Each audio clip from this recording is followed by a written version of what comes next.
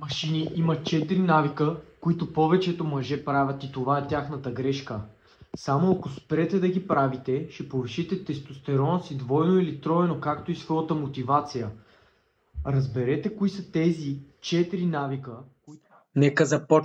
Нека започваме машини. 4 неща, които убиват тестостерона и мотивацията ти. Започваме от наднормено тегло. С живот, който живее в момента с лесния достъп до фастфуд, до глупости, до захар и така нататък, все повече хора започват да имат наднормено тегло. Ако започнем да се храним здравословно, ако започнем да живеем живота, който искаме, ако почнем да ядем по правилния начин и да тренираме, ние не само, че ще изглеждаме много по-добре, но и ще направим анти-ейджинг процес, което какво по-хубаво. Така, ти с това, което ядеш, няма как да ядеш чипсове и глупости и да искаш да станеш в добра форма и да изглеждаш добре. Това е просто невъзможно. Храни се здравословно. Яш месо, яйца, зеленчуци. И не е целта да се ограничаваш нещо. Ако искаш да хапнеш сладко, хапни сладко. Но какво ще е сладкото, зависи от теб. Взимаш си едно лукумче, което има само въглехидрат. Това е само енергия. Захарта е енергия. На практика, като хапнеш малко, ти можеш после да го изхабиш това нещо. Дори лукума не е толкова калоричен. После, гладувания. Гладуването според мен е един от топ методите за отслабване. Защо? Защото съм го изпробвал, дори в момента гладувам.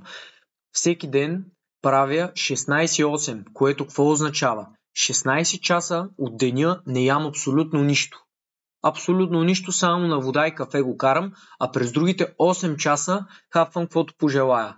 На практика, като ти се съберат 6-7-8 часа сън, и после още 2-3-4 часа, докато се събудиш, докато влезнеш в ритъм, докато гладнеш и така нататък, стават грубо 14-15 часа, което също е доста задоволително. След като вечеряш, гледаш да не ядеш повече. Да кажем, хапваш 9 часа вечерта, до утре 12 часа не ядеш абсолютно нищо. Това не стига, че ще помогне за отслабването ти и ти дори няма да отслабнеш мускули, ти така ще прочистваш и корема. Така ще изчистиш много добре стомахът, което е просто перфектно за твоето здраве. Също така, точно тези фастинги съм ги изпробвал дори с майка ми.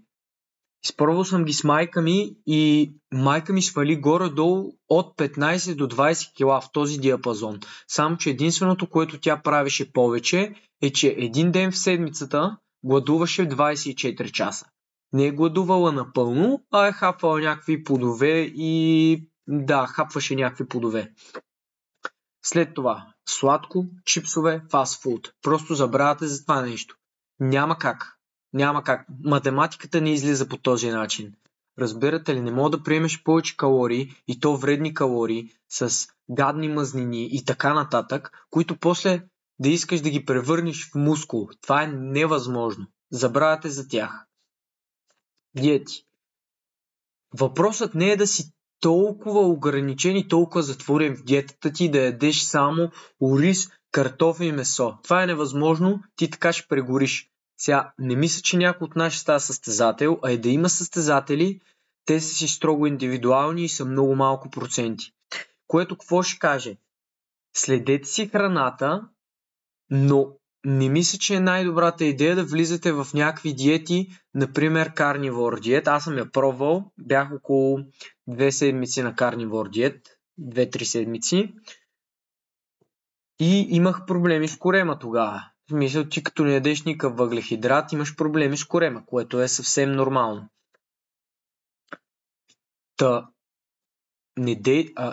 Следете си храната и просто хапвайте здравословно, толкова е лесно. Изяш 2 пържоли и една салата, колко повече смисъл ти ще приядеш с толкова много храна. След това е заседналия начин на живот. В момента аз най-добре го разбирам това нещо с работенето на стол, защото аз съм програмист.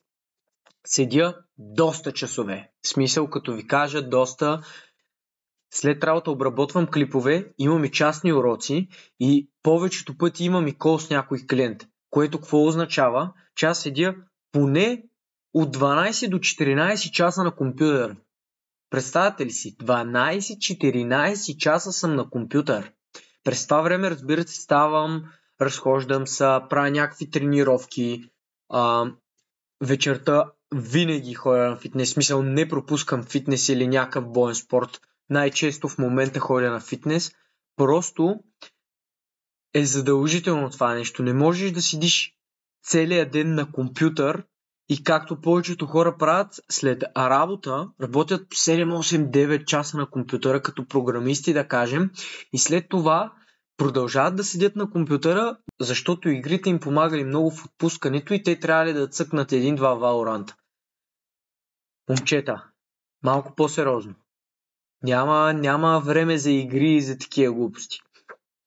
След това почивките между работата. На час и половина гледайте поне едни 10-15 минути разходка да правите. Трябва просто кръвта да слегне навсякъде. Разбирате ли? Не може да седите на стола и да искате след това резултат. Или трябва да се пръснете после от тренировки, или трябва да се раздвижвате през целия ден. Гледайте поне от 10 до 15 хиляди крачки.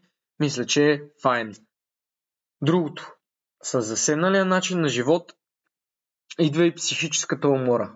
Покрай психическата умора ти си казваш: днеска не мога да отида да тренирам. И това става един кръговрат, който те докарва до болести, до проблеми с кръста, до наднормено тегло и така нататък. Затова, ако живеете заседнал начин на живот, поне пробвайте да тренирате от час до час и половина и гледайте да имате 10 000 крачки на ден минимум. Следващото, което е недостатъчен сън. Чул съм доста гурута, които казват: спи 5 часа, те са напълно достатъчни, губиш си време, толкова спиш повече, но аз съм го усетил за мен. От 4 до 6 часа не мисля, че е въобще оптимално. За мен е голям проблем. Не мога да функционирам като хората, не мога да седна и да се фокусирам. Искам да правя нещо по-лесно. Губи ми се фокуса. Просто от 4 до 6 часа за мен не е никак оптимално. 7 часа е окей. В смисъл, чувствам се добре. Върши се работата, както се върша винаги, но в този вариант искам да го направя това нещо. Но 8 часа е най-оптималното. След 8 часа вече почваш да се чувстваш отпуснат, почваш да си сънен и така нататък. След 8 часа е прекалено, така че 7 или 8 часа за сън са перфектни. Синхронизиране, време на лягане. За да подобрите още съня си, трябва да започнете горе-долу да следите кога лягате и кога ставате. Вие си настройвате биомеханичния часовник. Ставаш в 8, лягаш в 8. Ставаш в 8, лягаш в 8. Ставаш в 8, лягаш в 8. Дори да легнеш 15 минути по-късно, няма да е проблем. Дори да легнеш 15 минути по-рано, също няма да е проблем. Просто гледайте да влизате в един диапазон. Това ще ви помогне много с дълбокия сън. Да кажем, аз съм проследил за мен, че като легна в 11:20, 30 и 40 в леглото, да кажем, ще чета до 12:10. В 12:10 заспивам всяка вечер. Всяка вечер съм заспал от 12:10 до 12:30 най-късно и всяка сутрин ставам от 7:30 до 7:50. Абсолютно винаги е това нещо. Затова настройте си биомеханичния часовник и той ще работи правилно и за вас. Четени преди лягане и тапи за уши. Нека започнем с тапите за уши. Ако не може да спите, имате шумни съседи, живеете в общак или сте в студентски град, вземете си тапи за уши. Не струват нищо. Струват може би 2 лева и ги използваш после 2 седмици. Купете си тапи за уши. Просто звука е тотално изолиран. И следващото нещо, което на мен лично адски много ми помага, е четенето преди лягане. Четенето преди лягане, може би от 2-3 години не съм го пропуснал. Всяка вечер взимам книгата, взимам Робърт Грин или каквото чета в момента, дори да прочетеш 5 страници, 10 страници. Колкото можеш, толкова четеш. По едно време, дори като почетеш, почват очите да се затварят. Така че, четете книга преди лягане. И може би един от най-големите проблеми на 20-30 годишните в момента е е пушенето и играенето на игри. Машини. Не може да искате да цъкате игри и да пушите и да очаквате да си сбъднете мечтите. С пушенето получаваш много по-лесно допамин, както и с игрите. Ти левелъпваш в игрите, а защо просто не започнеш да играеш играта на живота? Абсолютно всичко, което правим е игра. Взаимоотношенията между нас с жените. Ти отиваш и играеш игра. Трябва да я накараш да се усмихне, трябва да я заиграеш. Разбираш ли? Всичко в живота е игра. Просто сменете компютърните игри с игрите от живота. Следващото, което е с бързия допамин, който получавате и от игрите, и от пушенето, убивате желанието за живот. Ти с бързия допамин, след като пушиш, хапваш едно шоколадче и си вау, най-хубавото нещо. Как може да отделяте толкова много време, толкова много енергия в такова нещо? Фокусирайте се, спрете да пушите, спрете да играете игри, поръснете. Всеки мъж, или айде не всеки, но може би 70-80% минават през тези етапи. Поръснете. Също така, с пушенето и с игрите оставаш у вас. Къде ти е запознанството с хората? Къде ти е мотивацията? Казваш си, не, днеска няма да ходиш, защото те еди какво си, еди що си.